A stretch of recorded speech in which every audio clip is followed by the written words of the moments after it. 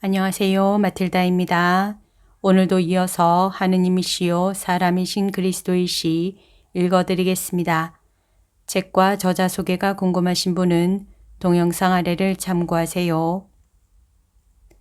공생활 첫해 16장 예수 성전에서 장사치들을 내쫓으시다. 예수께서 베드로, 안드레아, 요한과 야고보, 빌립보와 바르톨로메오와 같이 성전 구역 안으로 들어가신다. 성전으로 들어가고 성전에서 나오고 하는 사람이 굉장히 많다. 순례자들이 시내 곳곳에서 몰려온다. 성전이 세워져 있는 언덕 위에서는 행인들이 우글거리는 시내의 좁고 구불구불한 길들이 내려다 보인다. 집들의 강렬한 흰 빛깔 사이로 헤아릴 수 없이 많은 빛깔의 움직이는 리본이 펼쳐져 있는 것 같다. 그렇다. 도시는 마치 흰 집들이 양쪽에 늘어서 있는 가운데로 해서 하나같이 주님 성전의 둥근 지붕들이 반짝이고 있는 지점으로 모이는 가지각색의 리본으로 만든 이상한 장난감 같은 모양을 하고 있다. 그리고 안에 들어가면 그곳은 진짜 장마당이다. 거룩한 곳에서 정신 집중이란 이제 도무지 찾아볼 수가 없다. 뛰어다니고 사람을 부르고 어린 새끼 양을 사고 소리를 지르고 값을 너무 비싸게 부른다고 악담을 하고 매매하고 우는 불쌍한 짐승들을 울타리 안으로 몰아넣곤 한다. 그것들은 말뚝을 받고 밧줄을 엉성하게 둘러친 울타리들인데 그 입구에는 장사꾼이나 경우에 따라서는 짐승들의 소유자가 사갈 사람들을 기다리고 서 있다. 막대기 소리, 양이 매매 우는 소리, 욕설과 항의, 짐승들을 서둘러 모아서 울타리 속으로 몰아넣지 않는 하인들이나 값을 너무 깎거나 사지 않고 그냥 가버리는 손님들에 대한 모욕적인 말, 그리고 짐승을 저희들 집에서 데리고 온 용이 주도한 사람들에 대한 더 심한 모욕적인 말이 마구 튀어나온다. 환전상들의 계산대 둘레에도 야단 법석이 벌어지고 있다. 항상 이런 것인지 과월절에만 이런 것인지 모르겠다. 성전이 증권시장이나 암시장 같이 움직이고 있다는 것을 알아차릴 수 있다. 화폐 가치가 정해져 있지 않았다. 법정의 시세가 물론 정해져 있기는 하였다. 그러나 환전상들은 다른 시세를 강요하고 환전에 대하여 임의적인 이유를 가로채는 것이었다. 그리고 정말이지 그들은 손님들을 파산시키는데 이골이 나 있었다. 손님이 가난할수록 멀리에서 올수록 더 빼앗았고 늙은이들은 젊은이들보다 더, 팔레스티나 바깥쪽에서 오는 사람들은 늙은이들보다도 더 빼앗기는 것이었다. 가엾은 보잘것없는 늙은이들은 1년 내내 고생하며 저축하였던 얼마 안 되는 돈을 들여다보고 또 들여다보고 수없이 품에서 꺼냈다가 다시 집어넣고 하면서 환전상들 주위를 돌아다니다가 결국은 첫 번째 환전상에게로 돌아오곤 하였다. 그러면 그 환전상은 그들이 잠시 떠나갔던 것을 환전의 프리미엄을 올리는 것으로 복수하는 것이었다. 이리하여 한숨을 쉬는 가운데 큰 돈이 주인의 손을 떠나 폭리를 탐하는 환전상의 갈퀴 같은 소나귀에 들어가고 그 대신 그보다 더 가벼운 잔돈이 돌아오는 것이었다. 그런 다음 어린 양을 고를 때에도 어린 양을 파는 사람들 앞에서 계산과 지극한 한숨이 또 한바탕 벌어졌다. 어린 양을 파는 사람들이 반쯤 눈이 어두운 보잘것없는 노인들에게는 가장 변변치 않은 어린 양들을 떠넘기곤 하였다. 제물 바치는 사람들이 틀림없이 흠이 있다고 받지 않았을 어린 새끼 양을 몰고 남자 여자 두 보잘것없는 노인이 돌아오는 것이 보인다.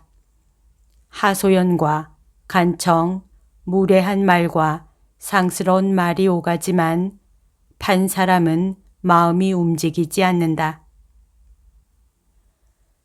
갈릴레아 늙은이들, 당신들이 내려는 돈 값어치로는 내가 준 것도 너무 훌륭한 것입니다. 저리 가시오. 그렇지 않고 더 훌륭한 놈을 사려거든 5데나리온을 더 내시오. 제발 우리는 가난하고 늙었어요. 당신은 우리가 어쩌면 마지막이 될지도 모르는 과월절을 지내지 못하게 하려는 겁니까? 우리에게서 받은 돈이 어린 짐승 하나 값이 안 된단 말입니까? 천민들은 비키시오. 여기 요셉 노인이 오십니다. 이분은 영광스럽게도 나를 찾아주신답니다. 하느님이 선생님과 함께 하시기를 와서 고르세요. 요셉 노인 또는 아리마테아의 요셉이라고 불리는 사람은 울타리 안으로 들어가서 훌륭한 어린 양 한 마리를 산다. 그는 화려한 옷차림으로 문과 울타리 입구에서까지 신음하는 거지들은 거들떠보지도 않고 아주 거만하게 지나간다. 그는 매매하고 우는 살찐 어린 양을 몰고 나오면서 그들을 떠밀다시피 한다. 그러나 이제는 예수께서도 아주 가까이에 와 계신다. 예수님도 어린 양을 사셨고 아마 예수님 대신 돈을 낸 베드로가 알맞은 어린 양 한 마리를 끌고 온다.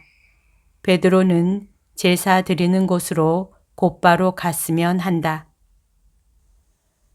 그러나 예수께서는 오른쪽으로 돌아 군중이 떠다 밀고 장사꾼이 모욕적인 말을 하는 바람에 얼이 빠져 이러지도 저러지도 못하고 눈물을 흘리고 있는 보잘것없는 두 노인 쪽으로 가신다. 하도 키가 커서 두 노인의 머리가 가슴에 닿을 정도인 예수님은 여자의 어깨에 손을 얹고 물으신다. 할머니, 왜 우십니까?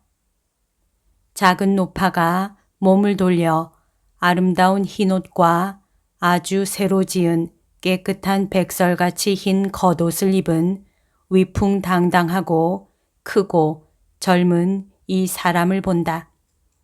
그 노파는 예수의 옷과 용모 때문에 그분을 박사로 생각한 모양인데 박사들과 사제들은 서민을 무시하고 장사꾼들의 탐욕에 대하여 가난한 사람들을 보호하지 않기 때문에 깜짝 놀라 자기들이 왜 슬퍼하는지를 말한다. 예수께서는 어린 양을 파는 사람 쪽으로 몸을 돌리시고 말씀하신다. 그 어린 양을 이 신자들에게 바꿔주시오. 그 어린 양은 제단에 바치기에 어울리지 않고 당신이 이 가엾은 두 노인을 힘없고 저항할 수 없다고 해서 이용하는 것은 마땅치 않소. 그런데 당신은 누구요? 의인이요. 당신과 당신 동행의 사투리를 들으니 당신이 갈릴레아 사람이라는 것을 알겠는데 갈릴레아에 의인이 있을 수가 있어? 내가 하라는 대로 해서 당신이나 의인이 되시오. 들어보시오. 동료들을 옹호하는 갈릴레아 사람의 말을 들어보시오. 이 사람이 성전에 속해 있는 우리에게 교훈을 주겠다고 하는군요. 그 사람은 웃고 갈릴레아 억양을 흉내내면서 비웃는다.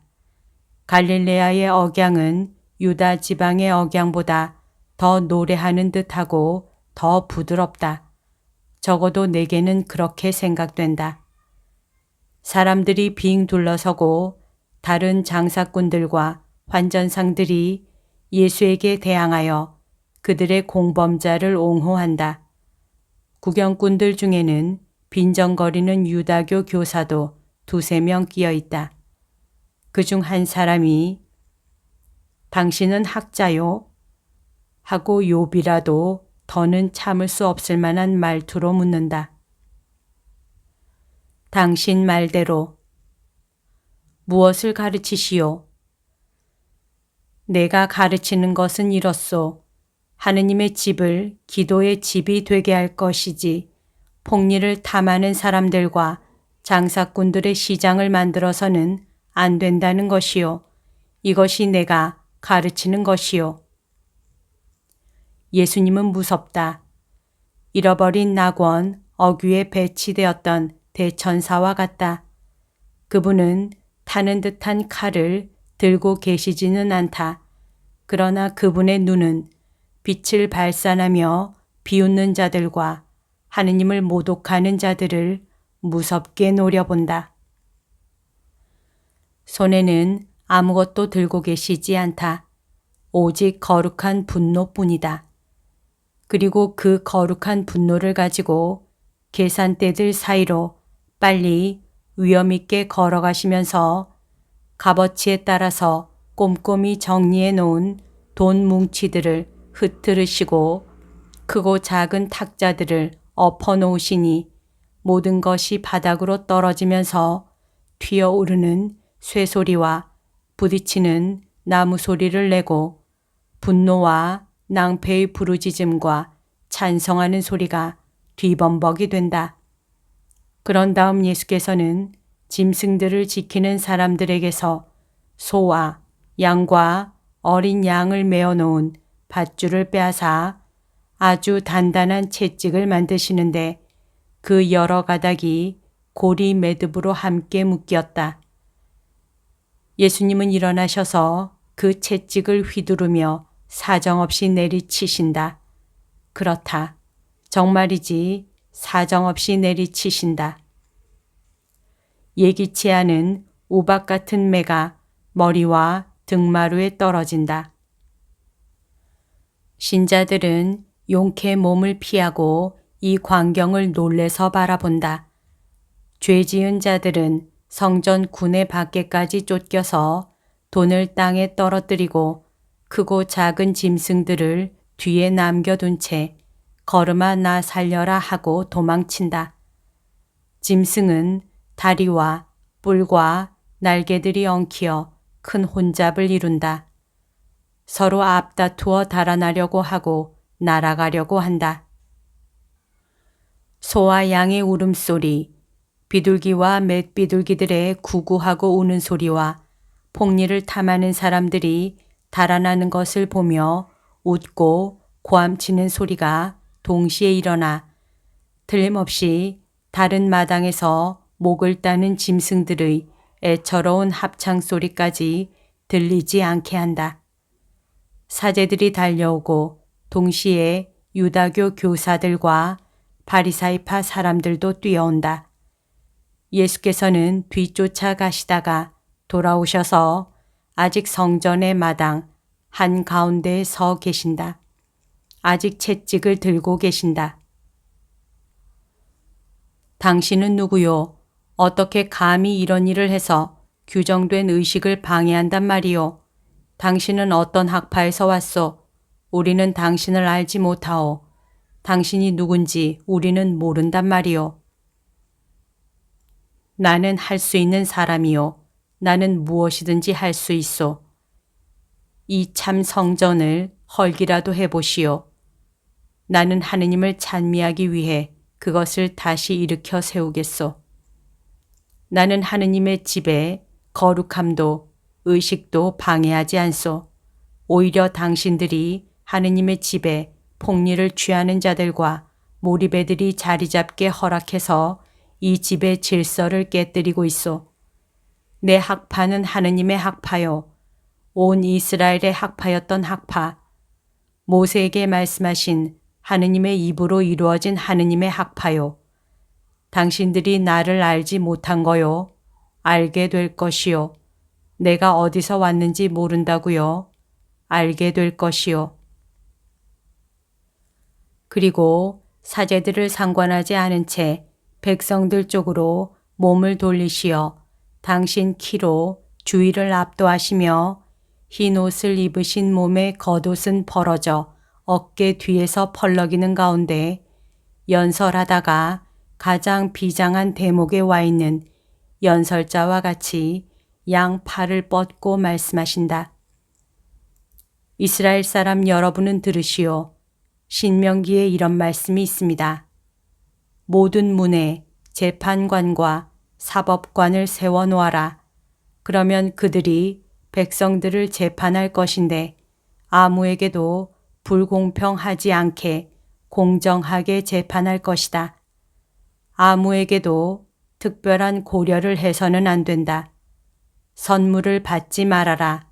선물은 현인들의 눈을 어둡게 하고 의인들의 말을 둔하게 하기 때문이다.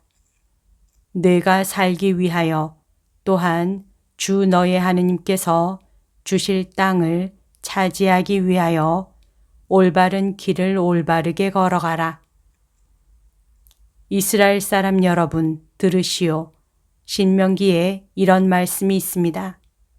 사제들과 성직자들과 레위파의 모든 사람은 이스라엘의 나머지 지파 사람들과 같이 아무런 목도 아무런 유산도 받지 못할 것이다.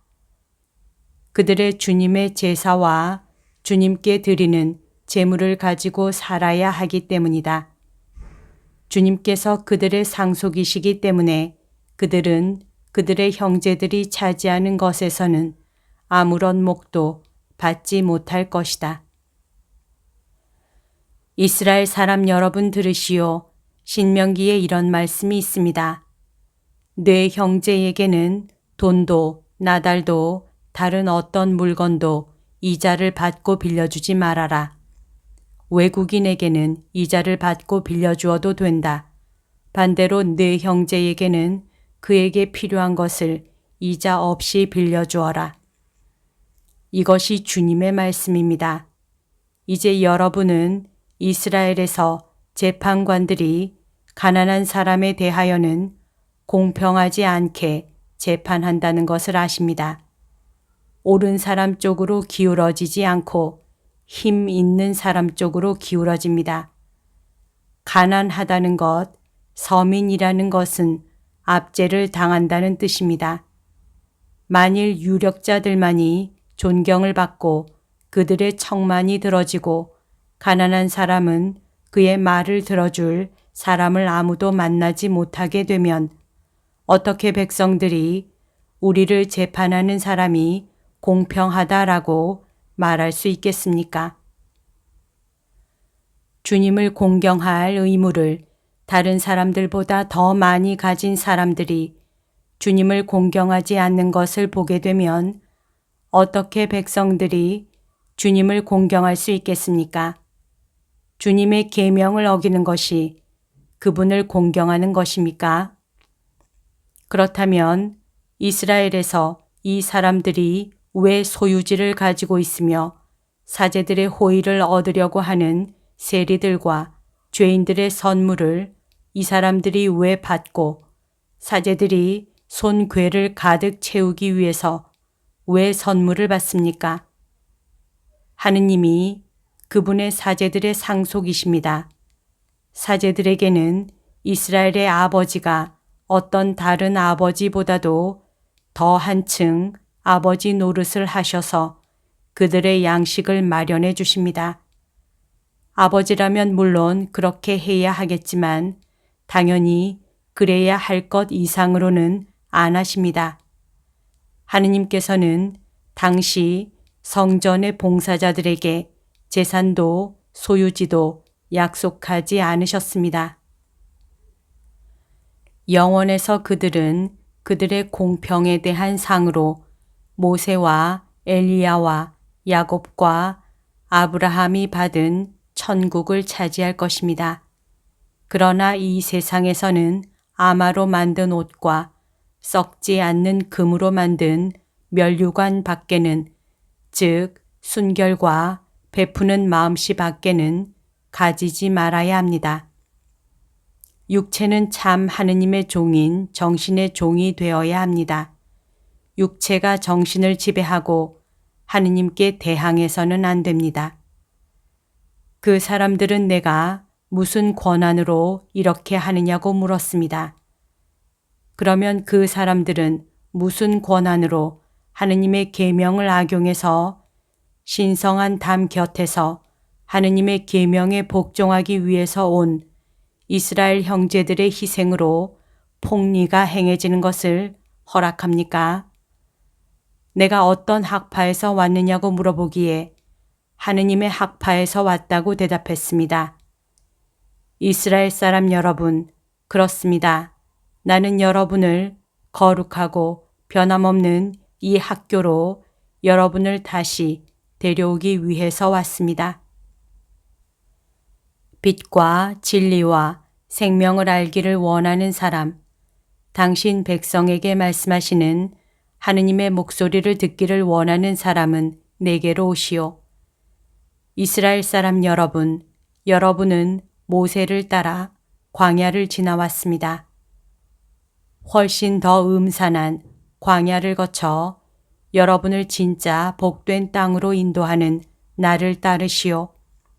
나는 하느님의 계명에 대하여 벌어지는 바다를 거쳐 그 복된 땅을 향하여 여러분을 이끌고 갑니다. 내 표를 높이 쳐들어 여러분의 어떤 병도 다 고쳐줍니다. 은총의 때가 왔습니다. 성조들은 이 은총의 때를 기다렸고 이 때를 기다리면서 죽었습니다. 예언자들은 이 때를 예언하였고 이 때를 바라면서 죽었습니다. 의인들은 이 때를 갈망하였고 이 갈망으로 용기를 얻고 죽었습니다. 그런데 지금 그 은총의 때가 나타났습니다. 오시오, 모세의 입으로 약속하신 것과 같이 주님께서 당신 백성을 심판하시고 당신을 섬기는 사람들에게 자비를 베푸실 참입니다. 예수를 빙 둘러싸고 있는 사람들은 그냥 그곳에 서서 입을 벌리고 그분의 말씀을 듣는다. 그러고는 새 선생님의 말을 해석하고 그분의 동행들에게 말을 물어본다. 예수께서는 회랑으로 이 마당과 분리되어 있는 다른 마당으로 향해 가시고 그분의 친구들이 따라간다. 환상은 여기서 끝난다. 여기까지가 오늘 들려드릴 내용입니다. 오늘도 하느님의 뜻 안에서 서로 사랑하는 하루 보냅시다. 사랑합니다. 축복합니다.